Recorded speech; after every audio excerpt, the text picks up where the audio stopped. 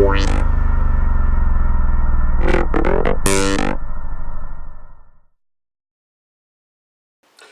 good morning and welcome to day 3 of the Captain's Blog. It's just 10 minutes to 8 and I've just had a lovely little breakfast. It's weird, when I come on a boat it seems I have to have the obligatory sort of, bacon and eggs and stuff, whereas at home just a bowl of cereal suffice. But anyway, so today is actually quite mild. There's high cloud but it's grey. It's very still. There's been no boats go past yet, so they're all sort of still getting ready and stuff. So I'm making an early start. There's been earlier. Heading down to Acle to begin, and then I will be going along the Bure again, up the Ant, and just pootling around maybe Gay Staithe, Neatishead, etc., with the intention to moor overnight either at Sutton Staithe or Stalham Boatyard. Now, some people think, why would you want to be in a boatyard overnight? Well, it's easy, because you can just pack all your stuff up and then walk into Stalham, go to the Swan, which is a lovely pub. If there's 2 pubs in Stalham. There's also a variety of sort of takeaways. Loads of Chinese, Vietnamese. There's an Indian. There's a lot of actual eatery places in Stalham to choose from, and so it makes an ideal base. And at night, it's quite okay. You've got boats all around you, but then in the morning, you just step off the boat, get your fuel refund, and off you go. So here we are on the River Bure, heading slowly down towards Acle. As you can see, it's a very still, calm day. The water, the sun is slowly starting to come out. It's very mild, so that's lovely. It's turning out to be a lovely Sunday. So I thought I'd just update you on things. Now, if you look here, there is another camera, and I would use this as the video camera for the blogs. But it sounds even worse than this one, because although it's better quality, it's accompanied with a constant hiss. But it's good for HD video. It's excellent for that. So I'm getting some footage as we're going along with that. So I just had some music on, and this is the rear view cam, which I'm not sure if I've shown you when it's actually switched on, but you can sort of see a rough idea of what's behind us. This camera doesn't have autofocus, so it won't really show up great. But basically, it's for cars. You can find these things on eBay, on Amazon, and they just come with a simple camera, a screen, some cable. In this case, I had to buy some extra long AV cable, obviously because a boat's longer than a car, and then just plugs in a cigarette lighter, and away you go. So stern on mooring, or oh, is there anything behind me? It's a simple way of seeing. So that's what's happening basically at the present time. It's a beautiful Sunday, and I'm only disappointed that this is the last full day, and tomorrow I have to hand the boat back and then head back to London. So here is Acle. You can see the bridge just ahead of us, and there are many moorings here. A lot of these are taken by Horizon Craft boats, as you can see. But it depends on sort of how busy they are to how many of these are available. Horizon Craft, another yard owned by Richardson's, went with them in July with Far Horizon. Lovely yards, very friendly, despite being part of a much larger group. Has a very kind of family run affair, small yard operation feel to things.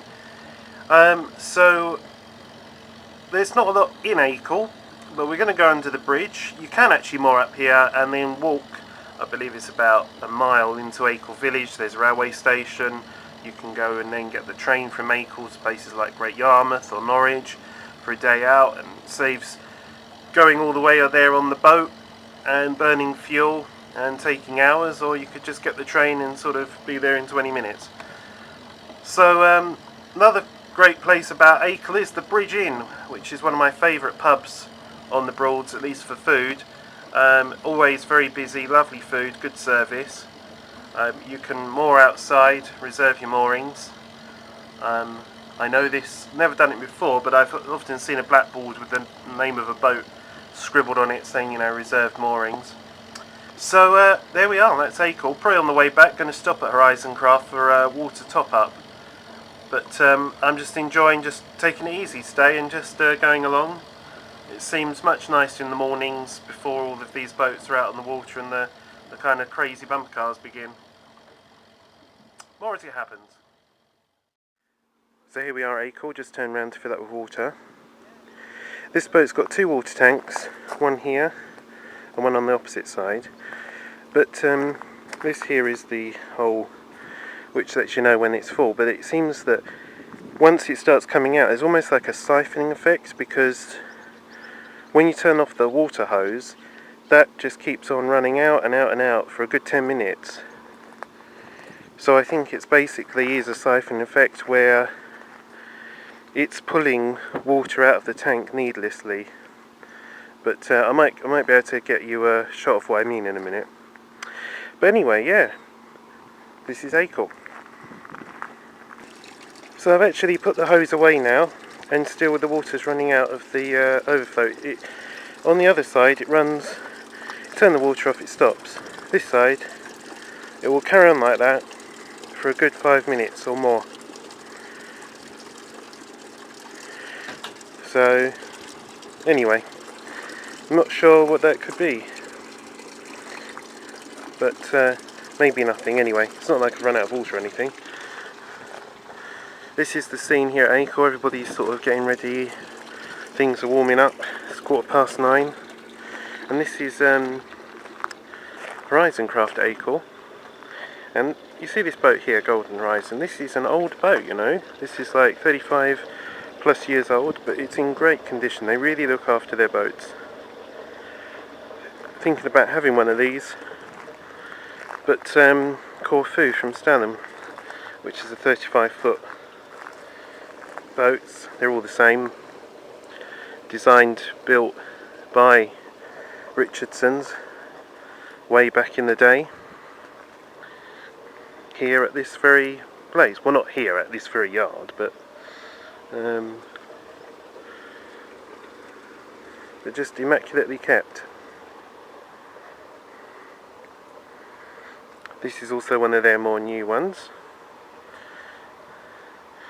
It's got very nice armchairs inside.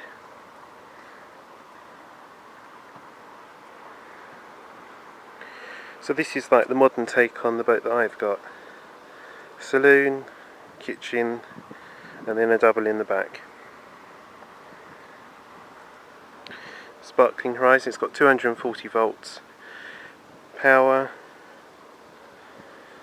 The only thing I don't really find very nice about these boats is you are set a long way back from the front, and there's only the little step, there's no well. But got a windscreen wiper, which is handy. And here's my old faithful Salerno 2.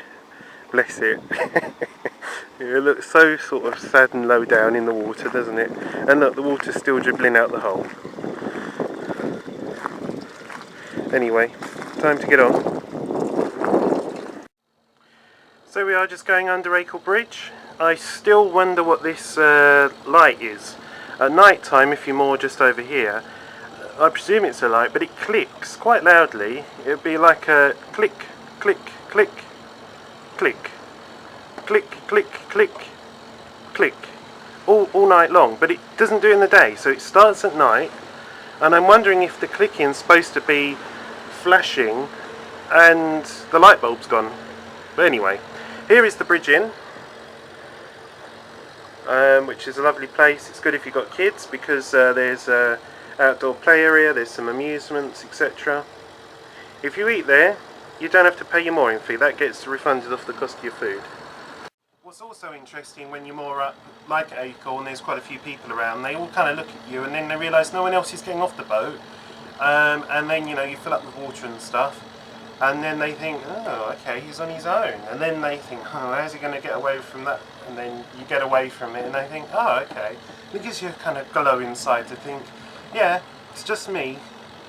You know, you can handle a moorer boat just on your own. Although every time I moor in front of anyone, I'm like, don't cock it up, don't hit the bank, don't let the bow loose. No bow thrust, you see. Once your bow starts drifting out, forget it. Start again. Don't try and faff around. Move away from the bank and come in again. It's much easier. Anyway, so I don't know. What should we do? Let's head off down towards Stokesby, I think. At this rate, I'll end up in Great Yarmouth. Why not? There are a few worse places to be than Great Yarmouth. They elude me at the moment, but still. I'm actually feeling a bit perky today.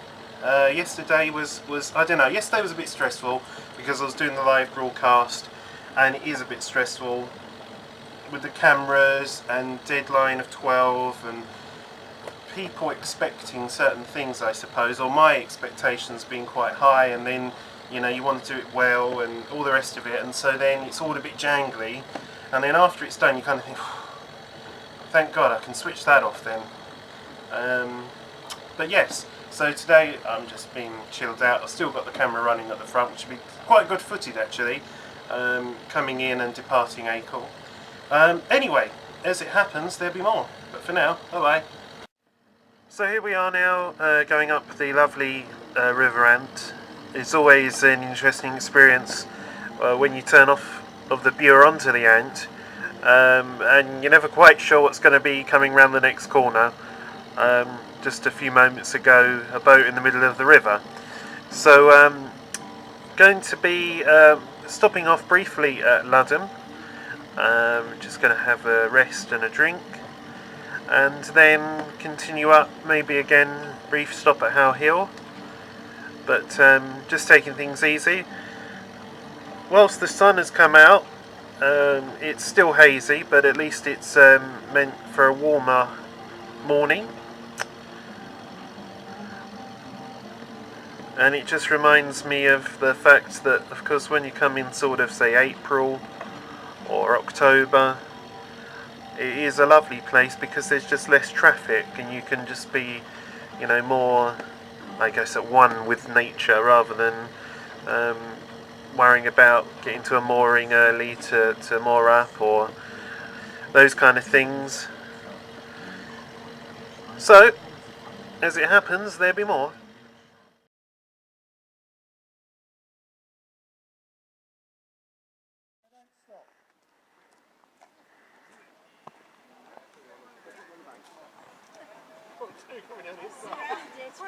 Thank you very much, ladies and gentlemen, for your commitment to the first race.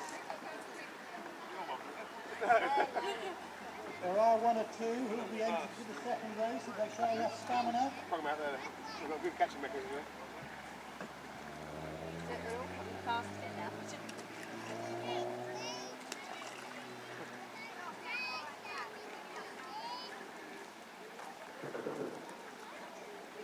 Come down the inside. Quick, on the inside. On the inside. Inside. Get back in here. Well done.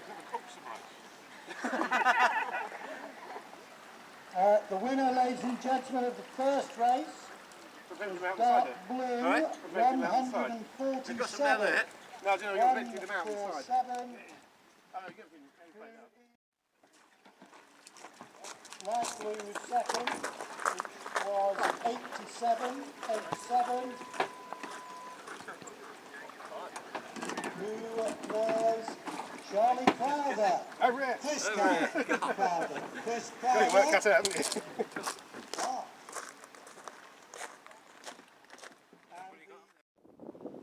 So that was the duck racing at Ludham Bridge, which was quite good to watch just then. Time to leave though, clouds are building, and so off again. It's 12:15, and so once again we're going to be going back up the Ant towards Stalham. So it's exactly 1 o'clock. It's a lovely Sunday afternoon, meandering up the Ant here.